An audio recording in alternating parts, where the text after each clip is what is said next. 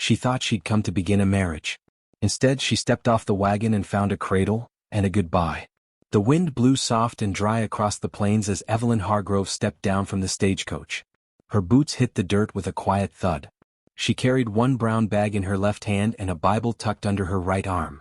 The town sign said Willow Creek, though it was hardly more than a few buildings and a road of dust. No one was waiting at the stop. No man in a clean shirt. No bouquet of flowers. No smile that said, "I've been waiting for you." Evelyn stood there for a long moment, searching the small faces around her.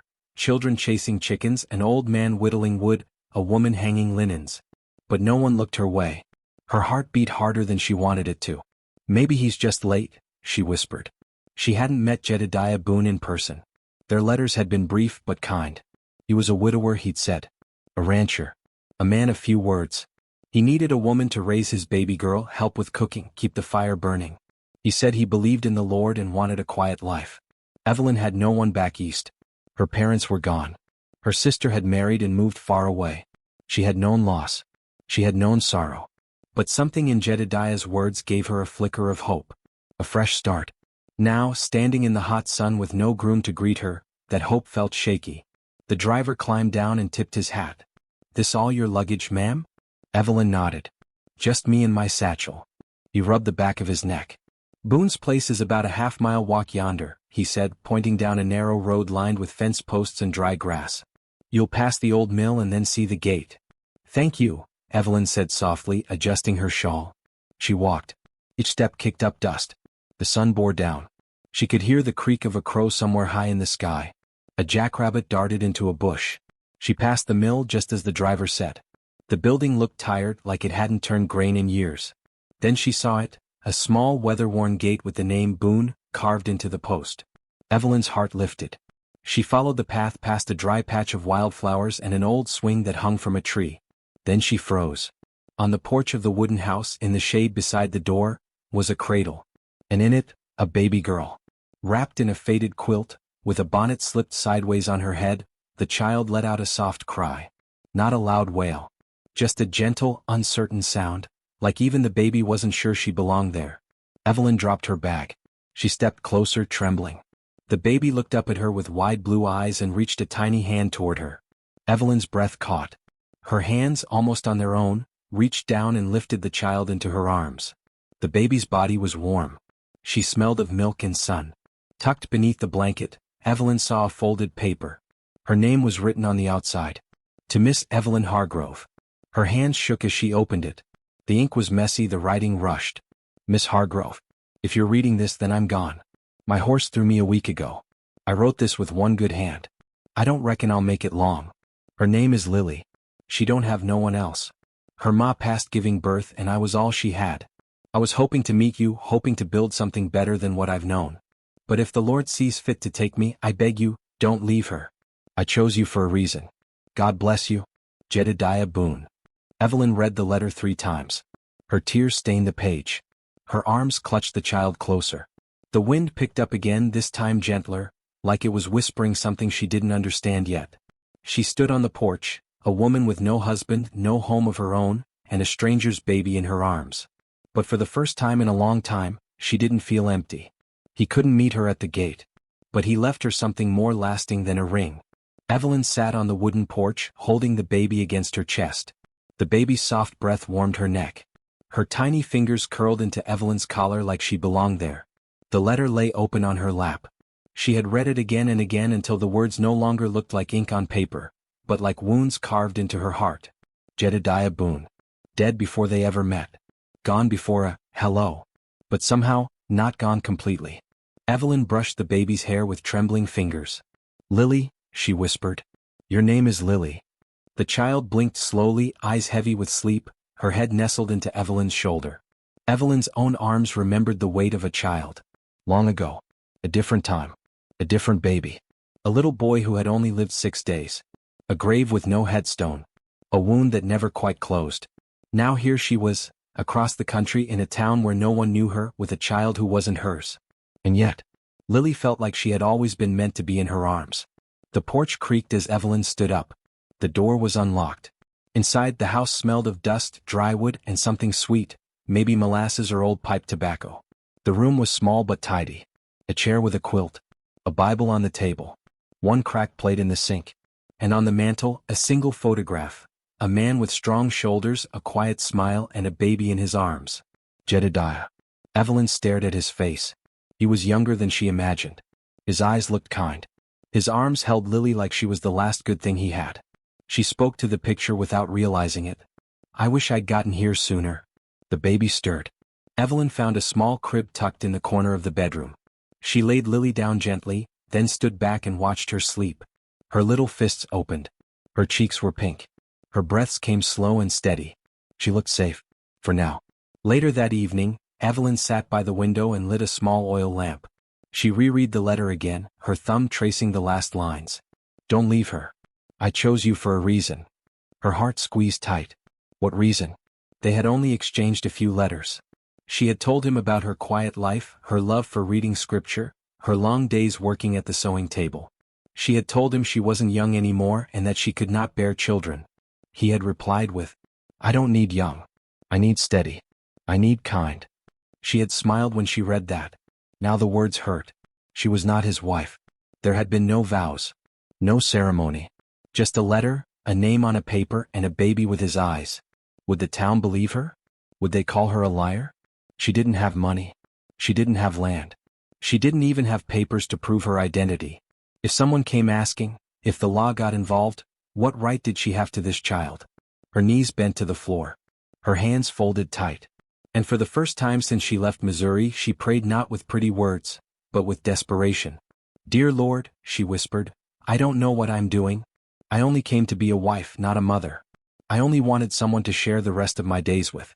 I never asked for this. But here she is. And I can't walk away. Her voice cracked. Help me be enough.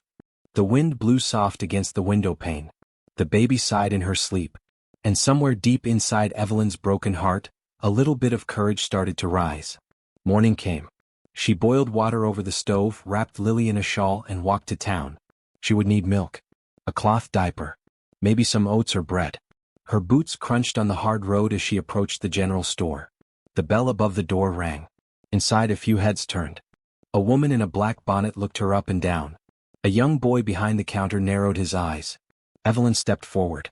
Do you sell baby milk? The boy pointed. Shelf on the left. The woman leaned closer. That baby don't look like yours, she said coldly. You new in town? Evelyn kept her voice calm. I'm staying at the Boone place. The woman's eyebrows lifted. With Jedediah? He's dead. I know, Evelyn said softly. I was supposed to marry him. He passed before I arrived. This is his daughter. The woman's eyes narrowed with suspicion. Are you the girl from back east? The mail order? Yes, Evelyn replied, holding Lily tighter. A long silence hung in the air. Then the boy behind the counter said, Well, I guess you've got a mighty big mess on your hands, don't you? Evelyn swallowed. I'm not asking for pity. Just a tin of milk. He handed it over without another word. Evelyn left the store with her chin held high and her heart a little heavier than before. She knew now, this town would not welcome her easily. They would watch. They would whisper. But Lily was worth it. She would not run. She would not give the baby up. She would not let the last wish of a dying man fall to the dust. Outside the store, as she walked past the church, a soft voice called out, Ma'am? Evelyn turned. A tall man with a quiet face and kind eyes stepped forward from the shade. He wore a vest and carried a book under his arm. I'm Rhett Mallory, he said. I own the shop across the way. I knew Jed. He nodded toward the baby. He spoke of you, said he was finally getting something right. Evelyn's eyes filled again, and this time she didn't hide it. Rhett tipped his hat. If you need help, miss, don't be afraid to ask. And just like that, a single door opened in a town full of locked ones. She had lost a child of her own long ago. Now God had placed one in her arms, and reopened every door she had locked shut. That night, after the baby had drifted to sleep, Evelyn sat alone beside the fire. The little home creaked in the quiet. Outside, the coyotes sang and the wind whispered through the dry trees. The flames cracked softly, warming the small room. She held the child's blanket in her lap, the scent of milk and sunlight still lingering in its folds. She was tired, body, soul, and spirit. But something deeper stirred inside her, something she had not felt in years. Fear. Not the kind that made you scream, but the quiet kind. The kind that settled in your chest like cold water. The kind that asked, what if I'm not enough? What if she's taken from me? She stared into the fire and remembered. A different cradle. A different child. A different life. Years ago, in a small farmhouse outside St. Louis, she had held a baby boy in her arms. His name had been Thomas. He had hair as soft as lamb's wool and eyes the color of green wheat in spring. He had only lived 6 days. A fever came suddenly. The doctor couldn't do anything. Her husband, Paul, had held her while she screamed. But Evelyn was never the same. Neither was Paul. He drank more. He prayed less. He stopped coming home for dinner. By the end of that year he left, said he couldn't bear the silence anymore. And Evelyn never held another child again. Now here she was, on a stranger's porch in a stranger's home with a baby girl who had no one. But maybe, neither did she. She rose from the fire and walked into the small bedroom. Lily lay in her crib, one hand curled under her cheek. Her little mouth moved like she was dreaming of milk. Her soft breaths rose and fell like a tiny hymn. Evelyn knelt beside the crib and whispered, I'm not your mama. But if you let me, I'll be someone who stays. Tears slipped down her cheeks. You don't know what you're healing in me, little one. She stayed there long into the night. Not asleep. Not wide awake. Just there. Breathing in a new kind of hope. One she hadn't dared believe in for years. The next morning, Evelyn stepped outside to fetch water. The sun rose pale over the hills, painting everything in gold. Birds chirped and a rooster crowed nearby. She took a deep breath. She could feel it. This land wasn't kind, but it was honest. It would not lie to her. It would either break her or bless her. But it would be real. She carried the bucket back toward the house, then froze. A stranger was standing by the porch. A tall man with dust on his boots and a hat pulled low. He looked like someone who had ridden a long way. Evelyn set the bucket down carefully. Can I help you? The man turned. He looked like the photograph on the mantel, only younger, sharper, and darker around the eyes. I'm looking for Jedediah Boone, he said. Evelyn's voice softened. He's gone. A week ago, maybe more. The man's face fell, but he didn't look surprised. I figured. He stepped closer and removed his hat. My name's Elias Boone. Jed was my brother. Evelyn's breath caught. You're the brother from Colorado? He nodded. Didn't see him for nearly 5 years. Got his last letter a month ago. Said he was remarrying. Said he had a baby. Sounded like he finally found peace. Evelyn swallowed hard. He asked me to come. I arrived the day after he died. They stood there for a moment, the silence heavy between them. Finally Elias said, So, you're the bride? I suppose I am, Evelyn answered quietly. In name only. And the baby? Her name is Lily, she said. Jed left her in my care. He wrote me a letter. Begged me to stay. Elias looked down. His hands curled into fists. He always tried to fix things too late. Evelyn watched his face carefully. There was sorrow there and something else, guilt. Would you like to meet her? She asked. He looked up. I'm not sure I deserve to. None of us do, she said, but she's still here. And she needs people who won't walk away. That night, Elias stayed for supper. Evelyn boiled potatoes and fried the last of the salt pork. Lily giggled in her lap. She seemed drawn to Elias, reaching for his beard, tugging at his fingers. He laughed, low and rusty, like a sound he hadn't made in years. She don't remember me, he said. She doesn't remember anyone, Evelyn replied. But she'll know who stays. Elias looked at her then, not just a glance but a long, thoughtful look. I've never seen a woman like you, he said. Evelyn blushed. I've never been a woman like me, not until she came. And in that little house, full of grief and ashes and second chances, something new began to bloom. She wasn't anyone's wife. Just a stranger with someone else's baby. And in a town like Willow Creek, that made her dangerous. The sun rose slow over the hills, casting long shadows across Willow Creek. Chickens clucked. Smoke curled from chimneys. But behind each curtain and half-open door, eyes were watching. They had seen her. The new woman walking into town with a baby on her hip. No ring on her finger. No husband by her side. And now a man, Jed Boone's long-lost brother, had shown up at her doorstep and stayed the night. That was enough for the town to start talking. Evelyn could feel it.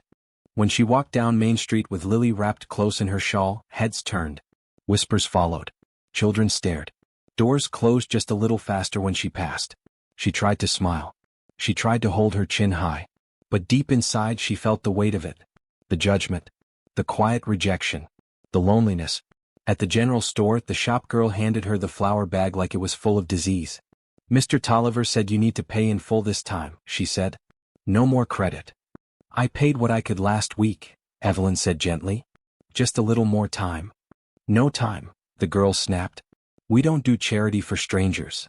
Outside, Evelyn sat on the bench near the pump, bouncing Lily gently in her arms. The baby cooed and played with a string from Evelyn's bonnet. Elias came around the corner carrying a small sack of feed. He saw the look on Evelyn's face and stopped. "What happened?" "Town's not as friendly as your brother described," she said. Elias sat beside her and set the sack down. "It's not you, Evelyn. It's that they don't know what to do with people who don't fit in. I didn't come to cause trouble. I know that. But they don't." He looked out over the street. "You're a woman without a husband. Raising a man's child who wasn't yours. You don't have kin here. You didn't grow up on this dirt. To folks like them, that makes you dangerous." Evelyn looked down. "All I wanted was a quiet life. A place to belong." Elias was quiet a long time. Then he said, "So did I. That's why I left Willow Creek in the first place." Later that week, Evelyn went to the church social. She brought a warm peach pie, baked with the last jar of preserves in the cupboard. Her hands had trembled while rolling the crust, praying it might be good enough for someone to see her as more than an outsider. She wore her nicest dress, a deep green one with lace on the sleeves. It wasn't new, but it made her feel a little more like herself. Lily sat in her lap, smiling toothless and wide-eyed at the flickering lanterns and the soft music drifting from the chapel. But no one offered Evelyn a seat. No one took a slice of her pie.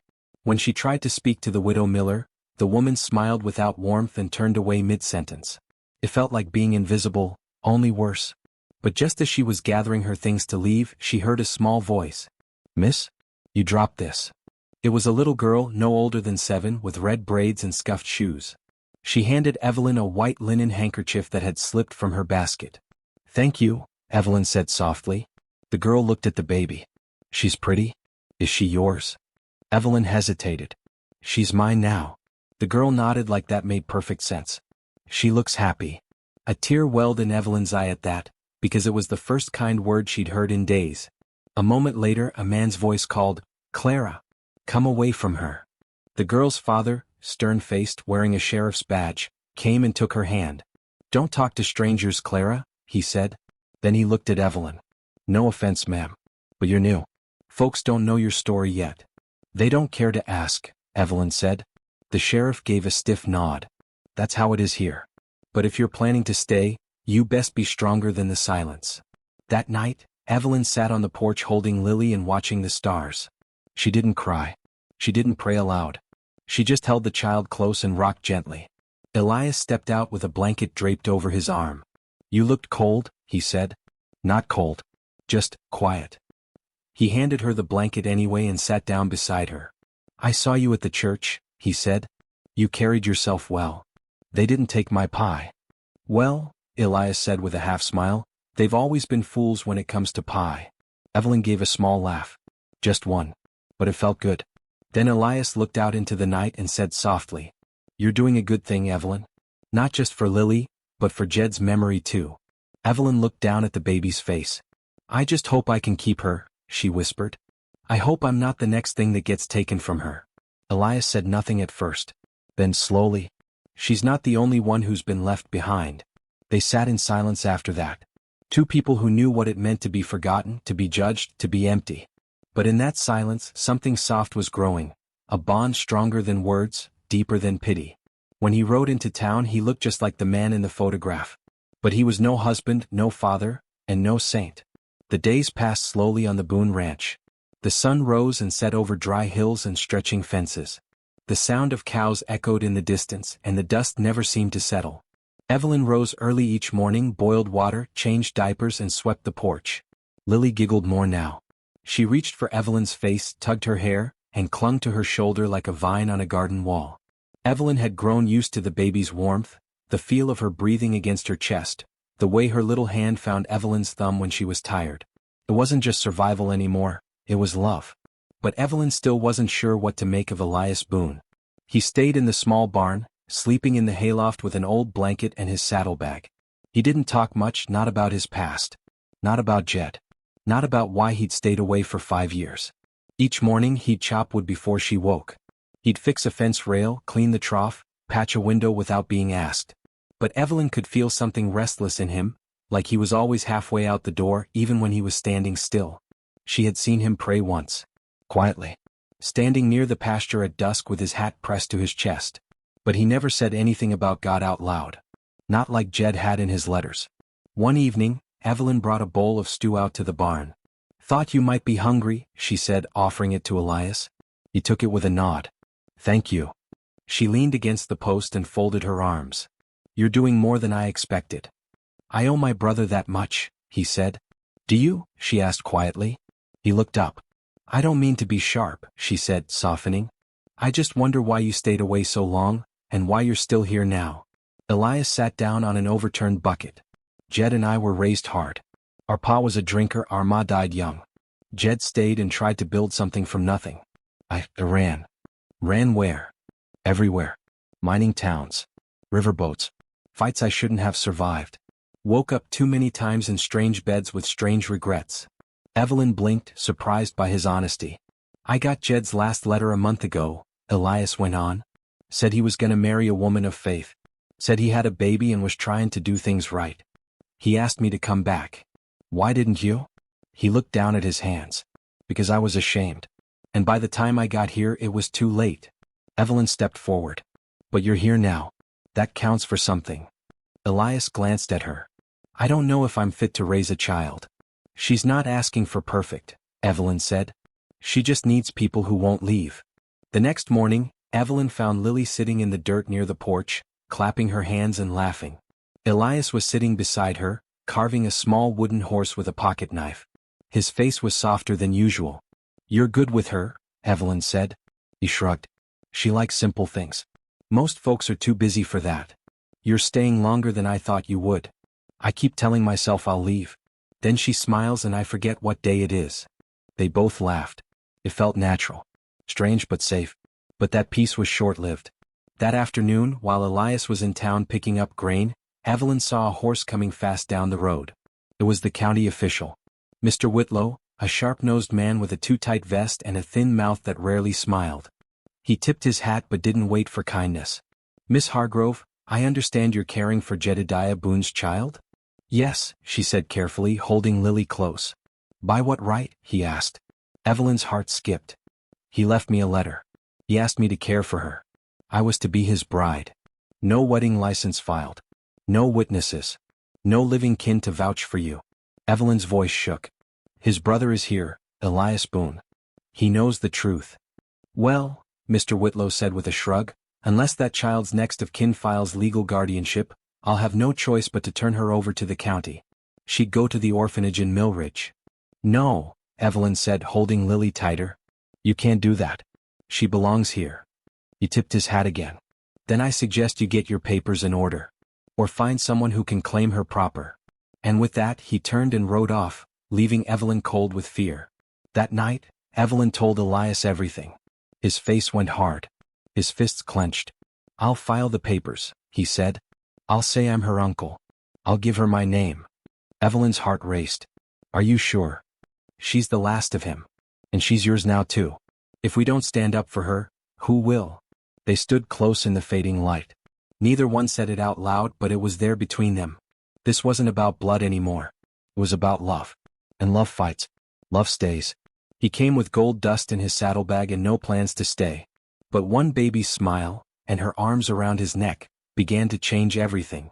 Elias Boone had never stayed in one place this long, not in 5 years. He had run with gold prospectors, eaten supper off the back of a horse, and slept under the stars with nothing but regret to keep him warm. The wind had always been his home. He had trusted no one, loved no one, needed no one. But this was different. This ranch, that baby, Evelyn, they were steady, honest, quiet, but powerful like water shaping rock. And now, Elias found himself standing in the little parlor with a pen in his hand, signing a paper that said, "Legal Guardian, Elias Boone, Uncle." It felt strange, like both a burden and a blessing, like he was planting roots, and the ground might actually hold him this time. "Will it work?" Evelyn asked, her voice soft as she held Lily in her arms. Elias nodded. Mr. Whitlow can't take her now. She's got my name. She's protected. Evelyn let out a shaky breath. Thank you. Elias looked down at the baby. I didn't do it just for her. I did it for him. Jed wanted better. He wrote it in his last letter. He paused. Would you like to read it? He asked. Evelyn's eyes widened. You have it? Elias reached into his saddlebag and pulled out a folded page. The paper was wrinkled and stained from travel, but the handwriting was clear. He handed it to her. Evelyn sat at the table and unfolded it. Elias, I don't know if you'll ever read this, but I hope you do. I know I messed up, brother. I judged you when I had no right. I thought staying behind made me strong. But the truth is I was scared. You've lived more than I have. But I think I've finally found what matters. Her name is Evelyn. She writes with kindness. She speaks with scripture. She's coming here to marry me and raise Lily. If I don't make it, please look out for them. Forgive me. And come home. Jed. Evelyn covered her mouth with her hand. Her shoulders trembled. The tears came fast and quiet. Elias sat down across from her and waited. When she finally looked up, she said, Your brother was a good man. He just wanted a family. Elias nodded. And now it's up to us to give that to her. The days that followed were quieter, but richer. Elias stayed longer than he meant to. He mended the corral gate, repaired the roof, brought in firewood and held Lily so Evelyn could rest. He even helped wash dishes once, grumbling but smiling through it. At night, after supper, Evelyn would sing hymns by the fire while rocking Lily. Elias would sit nearby, carving little animals from scrap wood. Sometimes he would hum along. He didn't say it out loud, but it felt like a home. Not perfect, not planned, but full of grace. One afternoon they sat beneath the cottonwood tree outside the house. Lily played in the grass between them, laughing and grabbing at leaves. Evelyn smiled. She's learning fast. She already knows your voice. Elias leaned back on his elbows. She has my brother's eyes. Evelyn was quiet for a moment. Then she said, I think about what would have happened if I'd arrived just one day later. Maybe she would have been taken. Maybe this place would have been locked up. Elias nodded slowly. Or maybe God knew the exact hour to send you. Evelyn looked at him. I used to think I was too late for everything, she said. Too old to marry. Too broken to mother. Too forgotten to matter. He met her gaze. Don't say that. It's the truth I lived with for years. Then maybe it's time you lived with a better truth. She smiled, faint but sure. Like what? Like maybe the Lord gives us families in ways we don't expect. And maybe love doesn't need a license or a perfect plan. Just people who don't walk away. That night, Evelyn couldn't sleep. She walked out to the porch with a blanket and sat watching the stars. The sky stretched wide and silent, full of light that had traveled so far just to shine here. She didn't hear him at first, but soon she felt his steps. Elias sat beside her. I have gold, he said suddenly. She turned. I don't talk about it much, but I struck some back in the mountains. It's in my saddlebag. Enough to start a saloon or a store or whatever I want. Why are you telling me this? Because I could leave, he said. Buy a life somewhere else. No one would stop me. But I don't want to anymore. Evelyn's breath caught. I don't know what to call this feeling, he said, staring out at the dark hills. But it's not hunger. It's not anger. It's not regret. It's peace. And I've only felt it here. With you. With her. Lily stirred inside, whimpering once. Evelyn stood and went to her, cradling her gently and rocking her back to sleep. Elias watched from the doorway. She didn't see it, but in that moment his eyes filled with tears. The town had already decided who she was.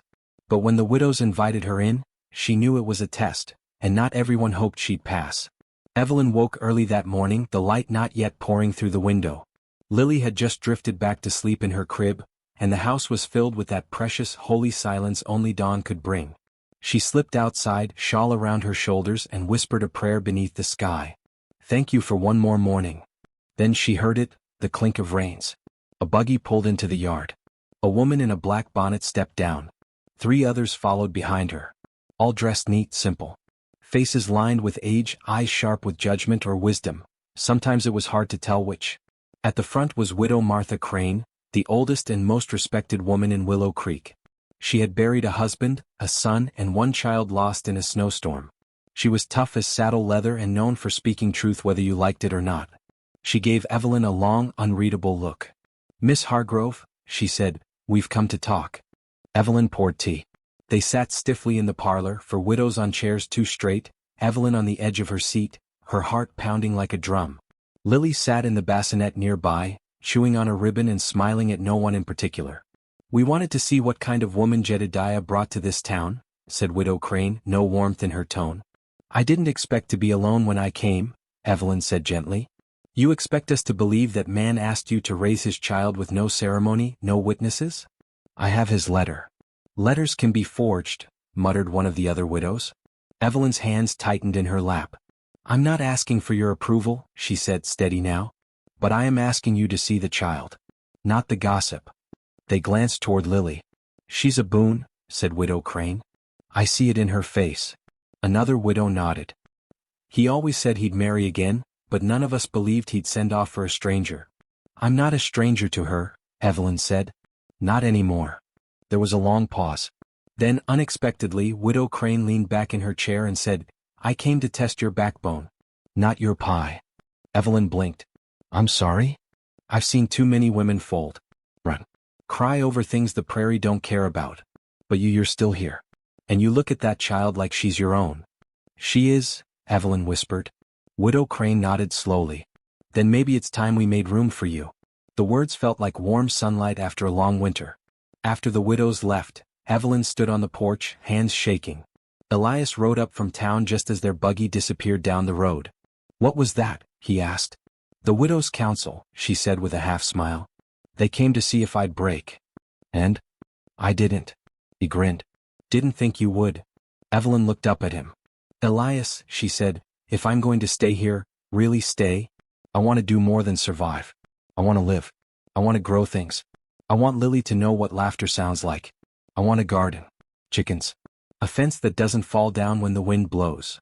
"You want a future," he said. "Yes." "And do you want help building it?" She didn't answer right away. But the way she looked at him said more than words could. Elias Boone, the brother who had run from everything, nodded once. "Then we start tomorrow." That evening, Evelyn held Lily and sang a hymn she hadn't sung in years. "Be not dismayed whatever betide. God will take care of you." And for the first time in a long time she believed it. One moment she was giggling and tugging at Evelyn's hair. The next her skin was burning, and Evelyn's heart was breaking all over again. The days had grown warmer, and the first wildflowers began pushing up through the cracks in the dry earth. Evelyn planted lettuce seeds behind the house. Elias fixed a pen for chickens. For the first time, the Boone homestead began to look like something more than a place to survive. It looked like a place to grow. Lily had learned to sit up on her own. She clapped her hands when Elias walked into her room. She squealed when Evelyn spun her gently in circles on the front porch. But one morning, everything changed. Evelyn woke to a strange stillness. No soft babbling from the crib. No cheerful sounds. She rose quickly, heart already tightening.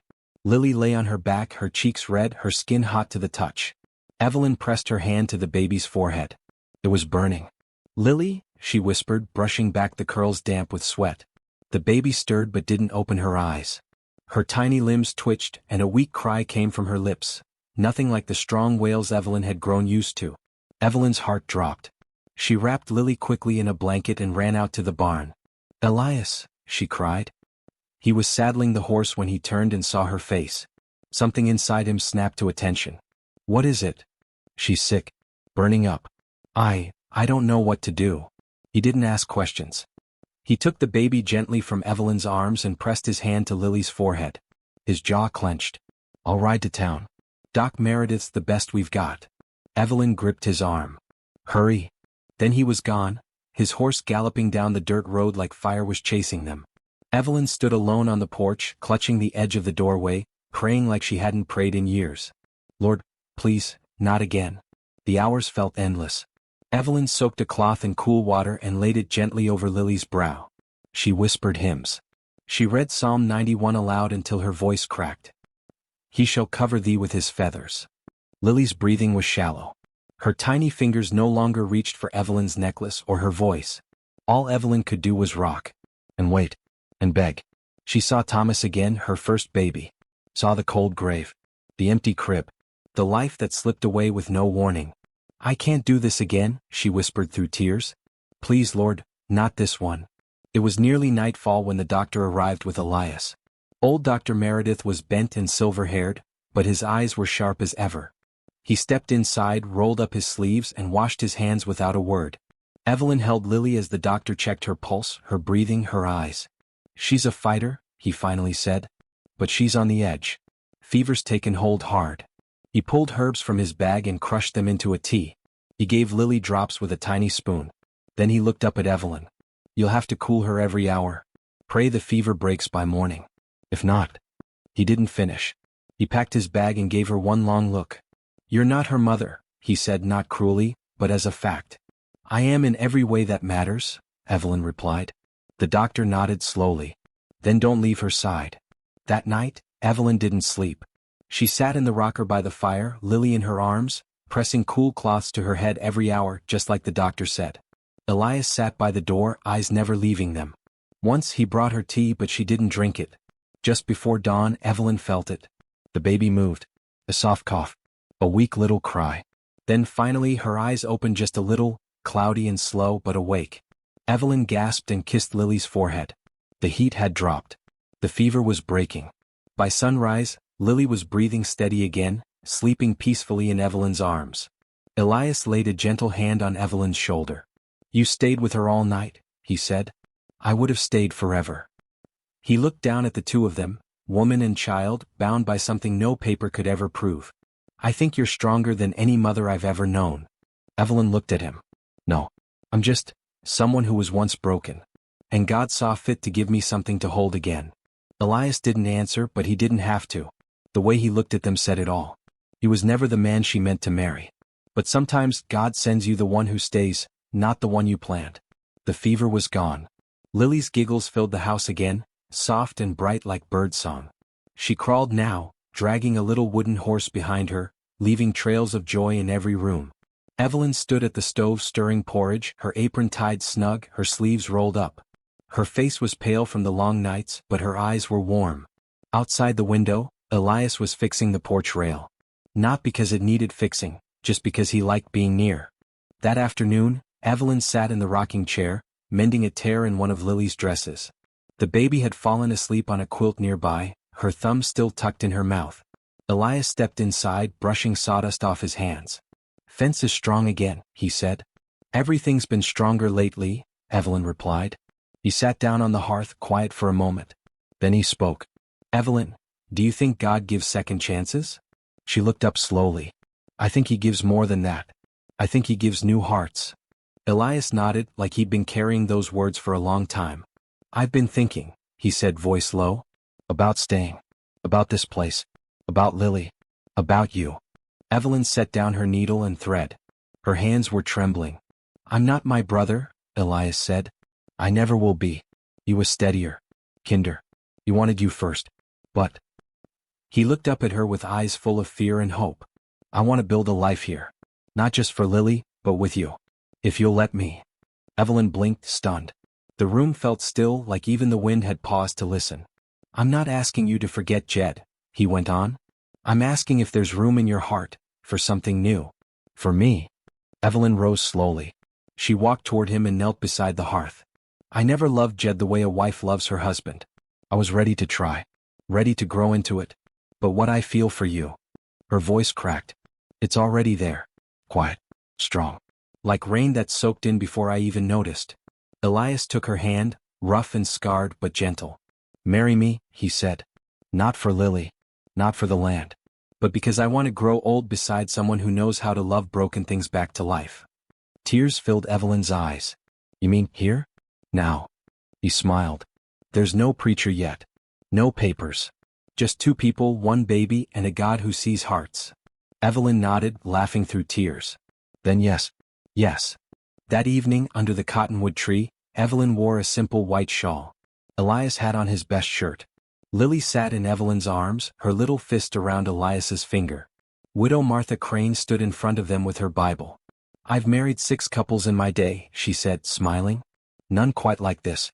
But the Lord doesn't always use tidy beginnings. Sometimes he builds families from the ashes." They said their vows by lantern light.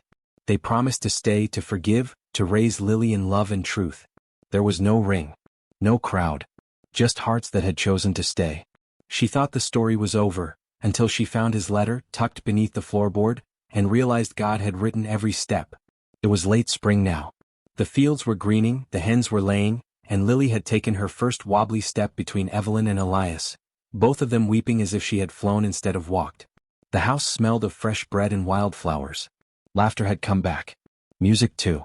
Sometimes Evelyn would hum while hanging laundry.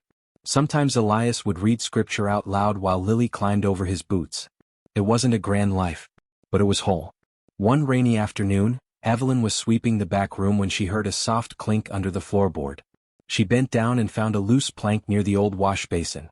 Curious, she pried it up, and there, wrapped in oiled cloth, was a letter, addressed in Jedediah Boone's careful hand. To my bride, if I don't live to see you. Her hands trembled. She sat down and opened it slowly, her heart pounding. Evelyn, if you are reading this, it means I did not get to hold you or thank you for saying yes. I was so sure this new life would be a beginning, not an end. But I know now that even endings are tools in the hands of God. I have asked my brother Elias to come, though I doubt he will. We are very different. He's wild, loud, and broken in ways I never understood. But he has more heart than most men twice over. If he comes and if he stays, don't be afraid to love him. I don't mean that in bitterness. I mean it as a blessing. I see in you the kind of strength that heals men.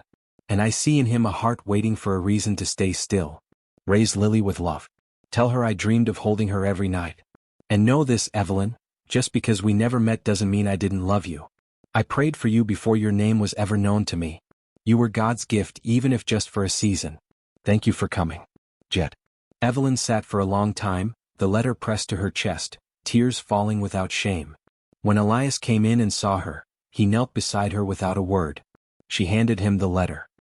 He read it in silence, then folded it carefully and kissed her forehead. Then he knew, Elias whispered. He knew what he was doing. Evelyn nodded. God knew too. That night she tucked Lily into bed and whispered into her soft curls. You were the beginning of everything. She stood at the door of the nursery, Elias's arms wrapping around her waist, both of them watching the child God had used to bring them back to life. And outside, the stars watched quietly from above, just as they had the night she first stepped off the train, broken and uncertain. Now the porch was full of light. The house was full of laughter. The cradle no longer empty. And the heart that had once been shut was wide open. If this story touched your heart, please help us share it. Click like if you believe in second chances. Leave a comment. What was your favorite moment? And don't forget to subscribe for more emotional Christian Western stories full of hope, healing, and God's grace. Let this message travel. Someone out there needs it. Because sometimes a porch, a baby, and a letter are just the beginning.